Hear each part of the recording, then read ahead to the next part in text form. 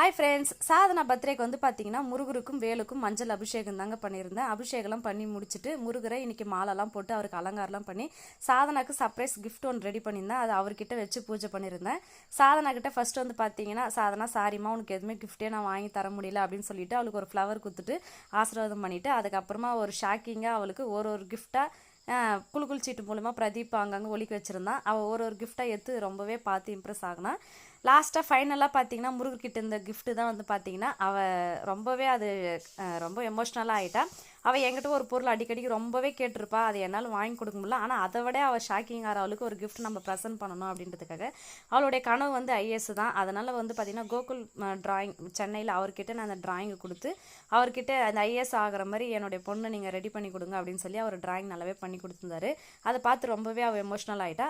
அதுக்கப்புறம் மதியம் லஞ்சுக்கு வந்து பார்த்திங்கன்னா எங்களால் முடிஞ்சவங்களுக்கு சில பேருக்கு அன்னதானம் பண்ணோம். மனசுக்கு ரொம்ப